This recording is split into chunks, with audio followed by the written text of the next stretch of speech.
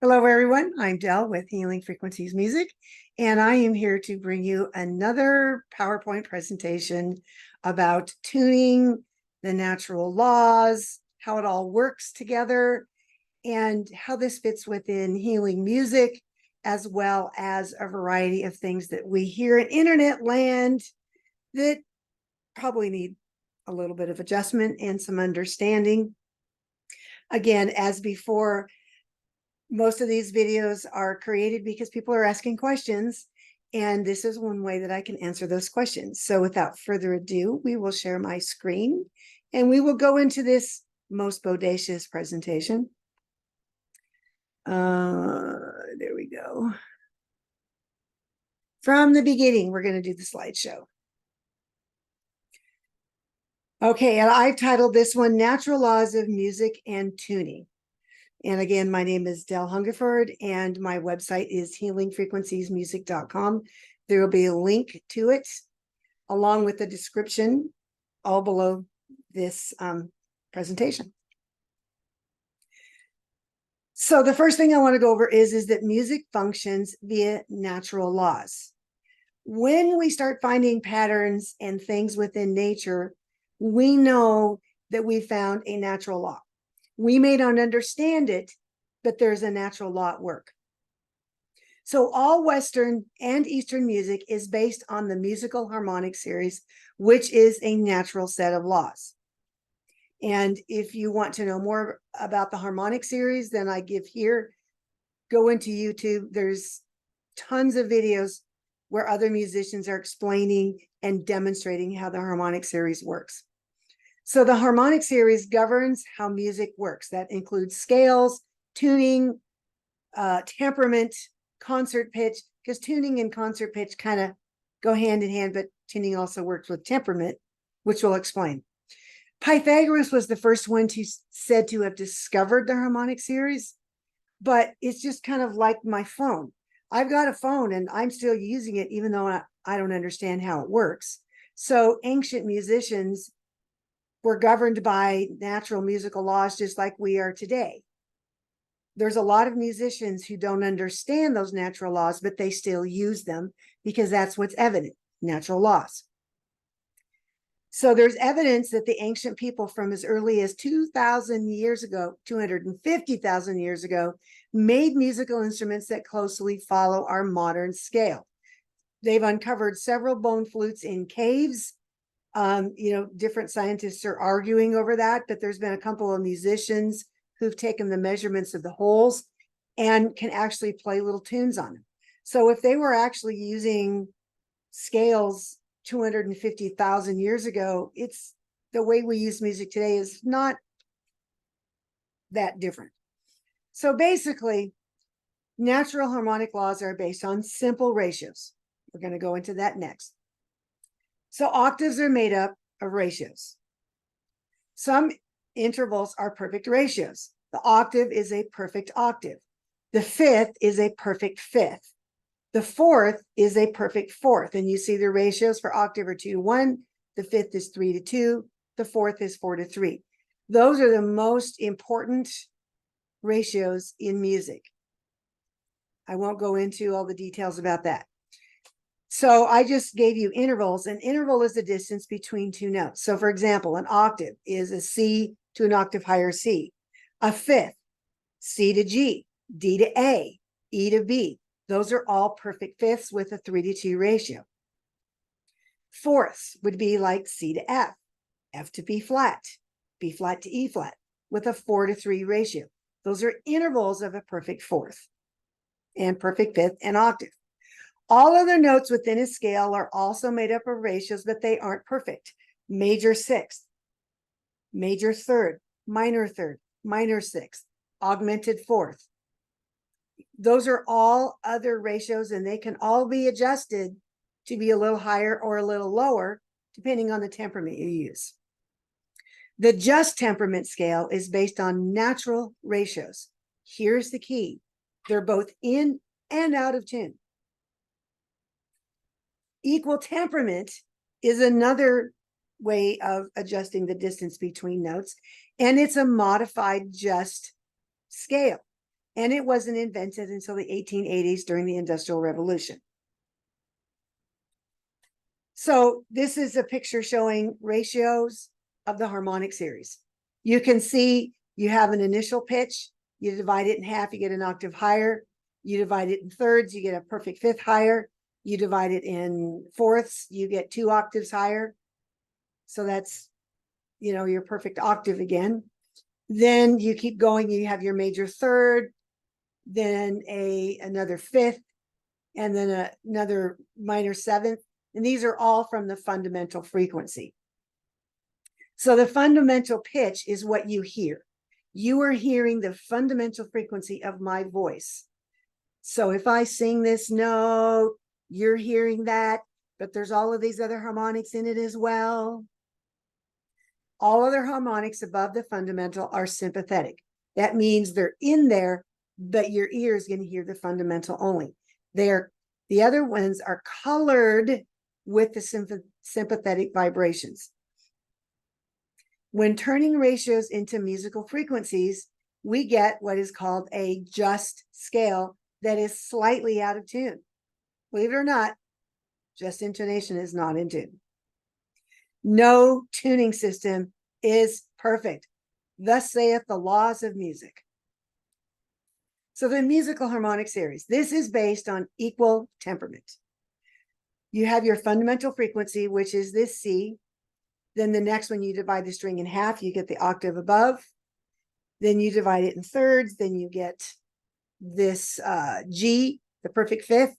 Then you have your perfect fourth, which is 2 octaves above this. Now you're going here in equal temperament, this 1, 2, 3, 4, fifth partial says it's minus 14.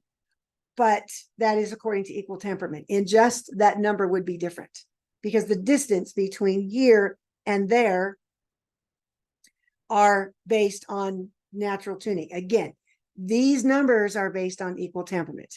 But you're going to notice as you get higher, the notes get closer together and they get more out of tune. So thinking about that, every time you listen to music, it's going to be somewhat out of tune, whether you like it or not. That's just how it works, because none of these are perfect. Harmonic laws in tuning. Distance between notes is determined by temperament. It's like taking a ruler and adjusting the inch. So some inches are a little bit wider than others. I mean, that would be likened to equal temperament. Everything is exactly the same distance. An instrument is tuned based on concert pitch. So our current standard is A440, meaning that the A above middle C on the piano resonates at 440 cycles or hertz per second. No tuning system is perfect due to the Pythagorean comma. There's a big formula out there, and all you math geeks, have fun. Go for it. It wasn't until the invention of keyboard instruments in the Baroque era that the issues with tuning and temperament became evident. We don't realize that, but prior to the Baroque period, which is the 1600s, they used lutes and other natural instruments, which you could change pretty easily. Once you get to keyboard instruments, life becomes interesting. So early Baroque keyboardists, they tempered the notes within a scale. That's where we get the word temperament. So they tempered the notes within a scale to their desired sound. So they take 1 octave, they get that set the way they wanted, then they go tune all the other octaves on the keyboard to match that one particular octave. At that time, it was the harpsichord, and they just get their little tuning thing and go in there and tune that puppy. Performers like some dissonance in music. This might come as a shock to some people. Why? Because there's natural laws of tension and release that bring balance. Look at the harmonic series. It's not perfectly in tune. There's tension and release that brings balance to the whole thing. A note within a scale requires adjusting when a chord changes because some intervals are not stable.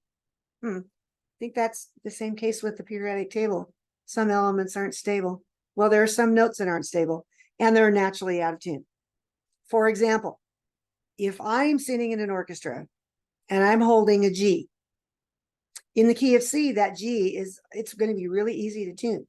But if someone all of a sudden the chord changes to an an E flat chord, then all of a sudden that G becomes the major third. I'm going to have to drop it in order to bring it in tune. So a note will need adjusting depending on where it fits within the scale and the chord. There's something to think about. So even binaural beats are out of tune. How do binaural beats work? So first of all, I found this on health.com website, healthline.com. Binaural beats in the alpha frequencies, 8 to 13 hertz, are thought to encourage relaxation, promote positivity, and decrease anxiety. Binaural beats in the lower beta frequencies, 14 to 30 hertz, have been linked to increased concentration and alertness, problem solving, and improved memory. But did you know that binaural beats are basically two notes that are out of tune? So you'll notice in this picture, the right headset or head thing would be tuned, set to a frequency. In this case, they're showing 253 hertz. Then they're going to put the left earpiece at a close frequency, 250 hertz. The difference between those two is 3 hertz. So the two beating together create another frequency. It's the difference between the right and the left. It's going to sound in your ears like a rhythm, like a metronome almost. Because once a frequency gets so low, it just literally becomes like a metronome beating. It's that slow. So in reality, an actual musical frequency, when it gets low enough, actually sounds like a metronome. You just hear rhythms or beats. Interesting that we have a group of people saying that music is not healing, music out of tune is not healing, but binaural beats, obviously you're doing something in the brain, but you have to have two notes that are similar, but not quite exact to create that frequency that's in the middle. Dissonance versus consonance. If binaural beats are healing, why is it that other music that's slightly out of tune is bad for us? That's a question I have to ask. When people come to me and say, for example, A440 is harmful, I'm like, I'm a classical musician and I've been playing in 440 since forever, and it doesn't seem to have done any harm to me. Others claim that equal temperament is bad for us. Well, if equal temperament is bad for us, then every form of tuning is bad because none of them are in tune. Baroque composers created out of tune intervals on purpose because they wanted tension in their music in specific places. And they all had a variety of places where they liked to place that tension. If you go into Bach's Well-Tempered Clavier, there's a guy out there for his dissertation. He wrote all about Bach's tuning. And I have a blog post somewhere on my website about that. And he would write in specific keys if he wanted certain tension. And then he might modulate to another key within the piece of music to release the tension. Performers and composers use tension and release to create an excitement or something within the music that they're desiring. That's their intent. Everything must have balance. So through music's natural laws, some notes are consonant while others are dissonant. Good musicians learn to listen through the music and adjust pitch according to where a note lies within the chord. And I explained that earlier because I noticed when I'm playing in an orchestra and I'm holding a pitch and all of a sudden that note becomes the third major third, I immediately have to adjust so that it doesn't sound horribly out of tune. Playing in an orchestra is crazy because you have to listen to the intonation of everybody in the ensemble. When you're playing with the piano, it all changes because you have to tune to the piano, which is an equal temperament. Orchestras will not play in equal temperament because everybody is adjusting. Once you start adjusting, you've lost equal temperament. Just thought I'd share that. Now that we have crashed through that, the old wives' tales of music. Modern tuning is harmful for humans. Well, if that's the case, then all tuning is, because it's all out of tune. The ancient solfeggio frequencies introduced by Puglio in the 1970s, and I've done several blog posts on him, so go back and look at those. They say that these frequencies hold a secret musical code. Well, it may be a code, but it's modern and not related to music. There's some history behind that.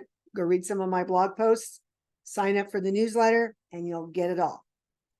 Number one, this code, the pitches 396, 417, 528, 741, 639, those do not fall into natural harmonic laws. They skirt it. So they can't be musical frequencies if they don't fit into the natural harmonic laws. They are probably individual frequencies for something. Well, they are, because everything has a frequency, but they're not meant to work together. And this dude, won't mention his name because certain platforms don't like you to use it, used A440 to detune music. Well, what he actually did was played propaganda over loudspeakers 24/7. So that, in the whole thing with Goebbels going and to the ISO, all of that stuff, none of that is true. I'm not going to go into that here, but I can safely say it's not true. Equal temperament destroyed music. What equal temperament does is provide a method of playing in all 12 keys, which we have the luxury of receiving in the 1800s once the Industrial Revolution came around. Again, newsflash, there is no one temperament that is in tune. All of them, all versions of tuning are out of tune. So what's the difference between equal temperament and just? Just is simply following the natural ratios and laws of music, which we do anyway when we're not playing an instrument. When we sing, more than likely, we tend to sing in just, especially if you're not from a country that has a lot of classical music. You'll find it that when you go and listen to YouTube videos of countries where they don't have modern music, they're going to be singing in just intonation because that's a natural law and it's not in tune. Certain concert pitches are better than others. Again, this is based on preference. My body is not the same as yours. What works for me isn't necessarily going to work for you. So now that we're getting rid of that, what music is healing? Music is chosen through personal preference. If what you listen to brings joy, love, peace, kindness, gratitude, all of the good things, the warm fuzzies, it's good for you. On the other hand, if you feel anxiety, frustration, and all that stuff, I wouldn't listen to that music. There's no reason to listen to music that does that, because you want to bring your body into a resonance of joy and love and peace, because your body functions better with the positive emotions than it does with the negative. Negative emotions cause dis-ease. That's a whole nother teaching. Intent is a huge ingredient in deciding what to listen to.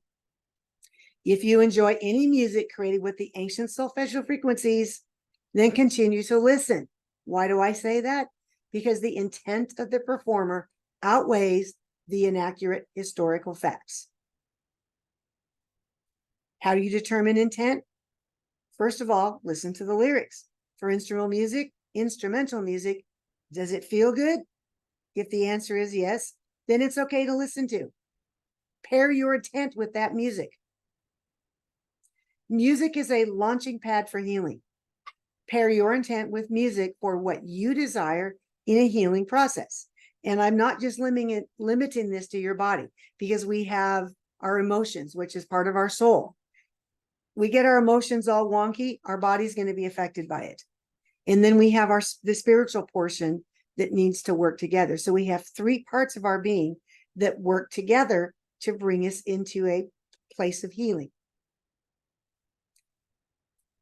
And the last thing I'm going to share here, which I share in a lot of places, is I have music that I create healing music. My business website is Healing Frequencies Music, and the website is healingfrequenciesmusic.com. I have a variety of healing music on the website. It's all downloadable. Feel free. You can get it in iTunes as well. If you want personal music, I can do that for you too. Personal song. You sign up for that, and I create a song specifically for you. Send that to you with anything I sense, hear, feel as I create that song for you. A frequency immersion sound bath is I use all the crystal bowls, a variety of percussion instruments where you choose the bowls. I create a song, about a 20-minute song. Personal song's only about 10 minutes. But the frequency immersion sound bath is meant for you to listen to. And there's affirmations that I send based on what I played over you and what you chose that you can say as you're listening, because you want to create this intent of yours to be paired with the music. Then the song of the month, that is the subscription, $12.50 a month, I think it is right now. That's what it is. And you get all kinds of cool stuff with that. So I encourage you to sign up for Song of the Month. The other thing I can do is if you need help and or training, sign up for mentoring to discover your creative process. Everybody has a creative process. If you need musical help, I can easily help you there. I do provide some lessons and musical types of activities online through Zoom. You can also sign up to be a frequency immersion practitioner, which is I teach you how to do sound baths and that whole process the way I do it. Then you add your own creative process into it. Again, you're going to want to visit the website, healingfrequenciesmusic.com, which will be posted in the video below that. Okay, now I'm going to stop sharing my screen. And now you're back to seeing me. I encourage you that if you hear any weird things about tuning, concert pitch or temperament, or this is good for you, or that's not good for you, think about the natural laws of music.